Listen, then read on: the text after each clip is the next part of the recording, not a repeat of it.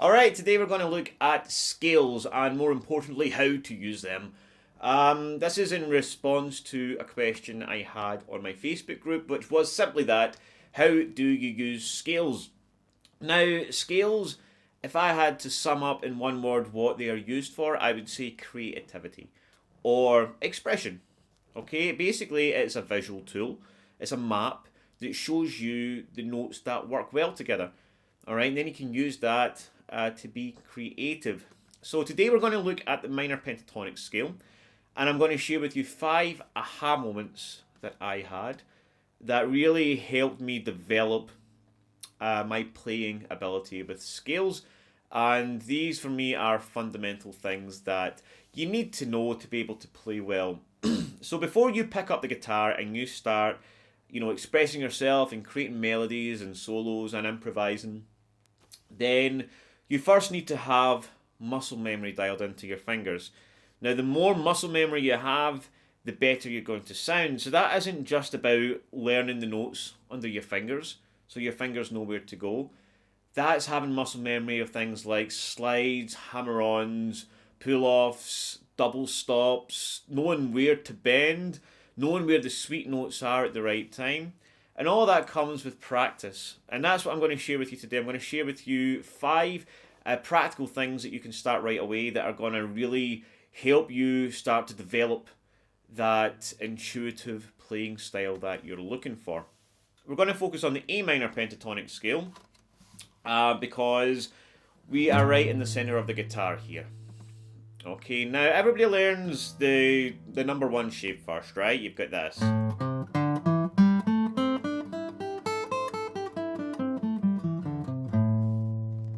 Okay, now for me the first problem that occurs when you're learning the pentatonic scale is you've got these 5 boxes to remember, and that itself is a task. Alright, so you in your head you're breaking this down into 5 different shapes, which can be a little bit confusing, alright, because you don't really know where to connect them all.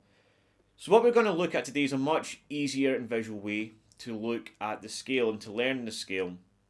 Now we're going to break it into 3 little boxes, and we're going to start 2 frets behind the root note on the low E string, alright? So we've got the A note here, we're going to go 2 frets back to 3, okay?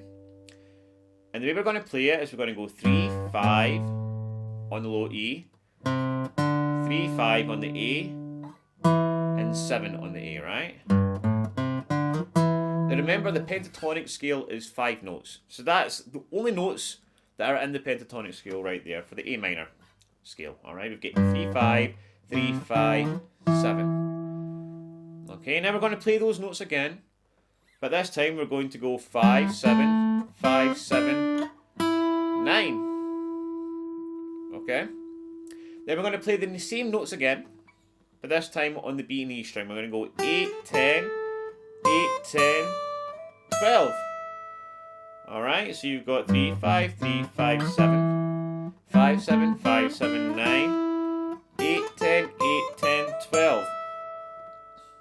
Alright, now not only does this get you from here in the fretboard all the way over to here, what it does is it gives you a clear understanding of the notes, right? Because you have the low range notes, you have the mid range notes, and you have the high range notes here, right? Alright, and that can already be very useful when you are playing something or trying to create something, because you can just replicate the sound but on a different octave, right? So what I mean by that is if you had to play something using the mid-range notes, for example, like, you can then replicate it up here.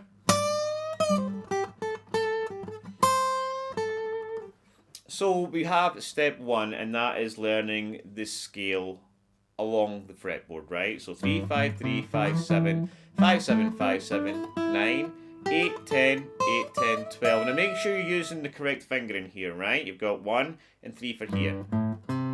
Using your first and third fingers here. 5, 7, 5, 7, 9. And when you get to 9, you want to take your middle finger down to 8, 8, 10, then back with your index finger, 8, 10, 12. Okay, now you want to practice this up and down and also back the way.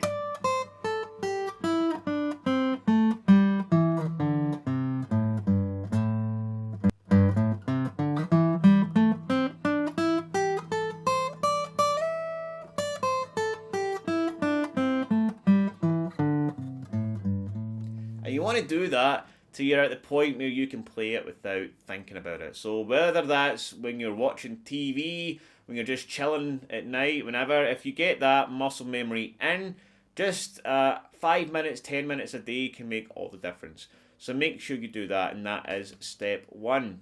So moving on to step 2, we are going to be learning the scale in triplets. Okay, so what this does is this breaks up the clunkiness of playing a scale.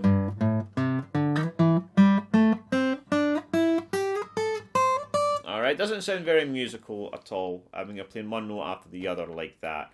When you start to play it in triplets,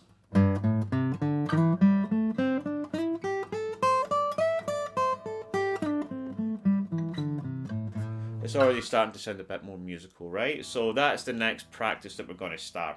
Now, it's good to keep in mind where your root notes are, right? So I've got 5 here on the low A, I've got 7 on the D, and I've got 10 on the B. Okay, so if we're playing something, we're making it a bit more musical, it's always good to land on one of those notes, alright? So, we're going to start here, on the top string, okay? We're going to go 3, 5, 3. Right, so the way to think about it is just to count to 3 when you're playing, okay? So 1, 2, 3, 1, 2, 3, 1, 2, 3, 1, 2, 3, 1, 2, 3, 1, 2, 3, 1, 2, 3.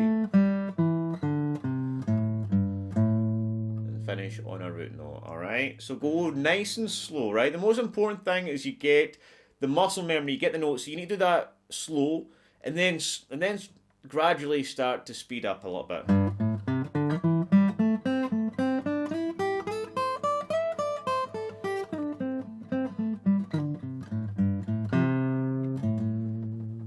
Alright, now you'll notice that I wasn't playing one note after the other there, and I was doing a little pattern, and that is going to bring us into step number 3. And step number 3 is learning a pattern to go up and down the scale. Now, when you are playing and practicing scales, a lot of the time you're going one note after the other, right?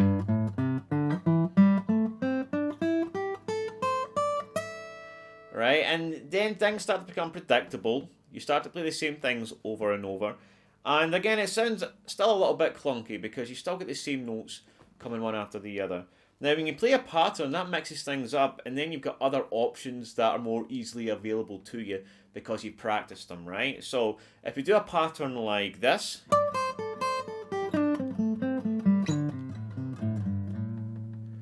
alright, that sounds a good bit more musical. It doesn't sound like you're playing a scale anymore. So let's look at this. So we're going to kind of miss the 12th note out here, right? We're going to start at the bottom. We're going to go, again, keeping the right fingers. We've got 10, 8, 10 on the B, right? This time we're going to come back to 8 on the high E, 10 on the B, and then your index finger on the 8 of the B.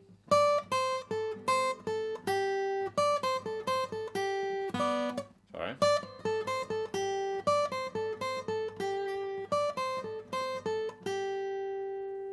Okay. So after we've done that, we're going to take a third finger and we're going to slide from 9 to 7. Okay. 5, 7 on the D, back to 5, 7, 5 on the D, right? So far we've got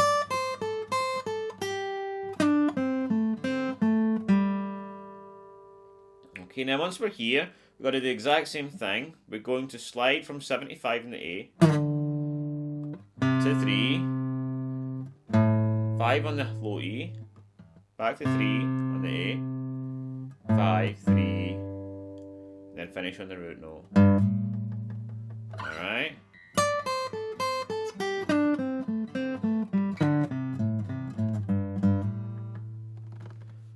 So step number 4, we're going to look at how we can add more technique to help our playing sound even better. And we can do that by using hammer-ons and pull-offs. So what I would like you to do is just to focus on one little box at a time. So if we take 5/7, 5/7 here, right, on the D and the G, right, and we just start to jam in that little box.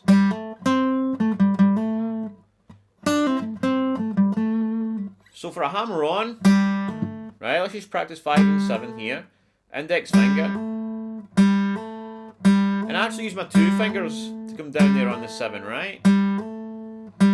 Well, my first finger's on 6, but I'm using the strength behind both fingers. Alright, and then pulling off from 7 to 5.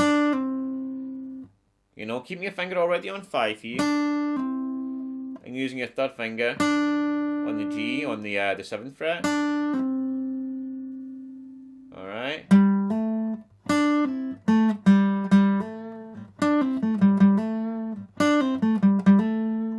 Alright, and just again experimenting and jamming around with that. And the same thing over here.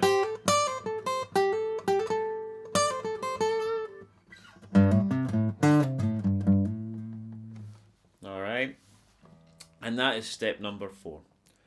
Alright, so for step 5, we're going to look at bends and double stops to add a little bit more oomph to what we've already done, alright? So, first of all, let's look at where we can bend in this scale, alright? So, a common place to bend is right here on the G string, right? On the 7th fret, right? The reason that that's so good is because right next to it, you have the blue note. And you've also got this note of the scale. So you can't really go wrong. It's always going to sound good, right?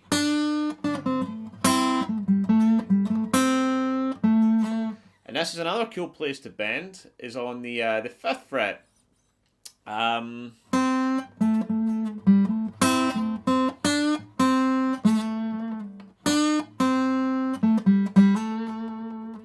Alright, and of course, that can be translated to here.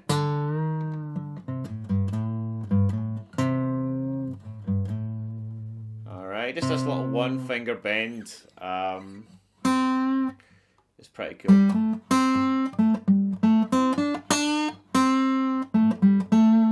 And of course you can play it here.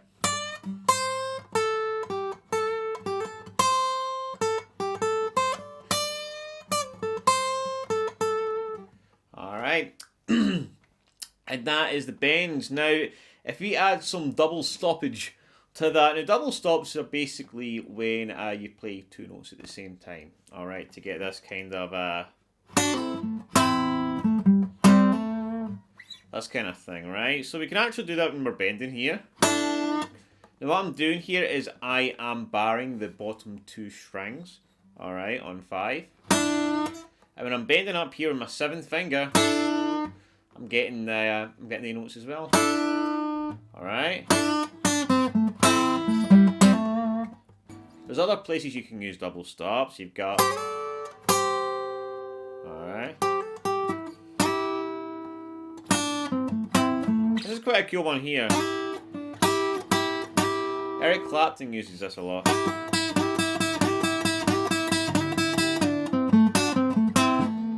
Alright, so basically this is the part where the 2nd and 3rd shape connect. You've got 7 to 9.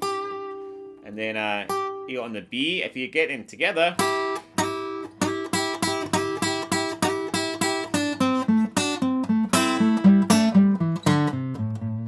alright. And again, when you're just messing around and having a jam, rather than just getting single notes,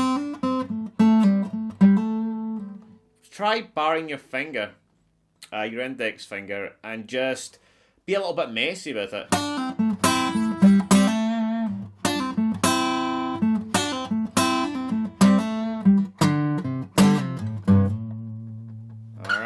And yeah, it gives quite a beefier sound. So they are 5 things that I think will definitely help you in your betterment of scale knowledge. So I hope you enjoyed that. If you did, leave me a comment. Let me know what you think. and I will see you soon for a new lesson.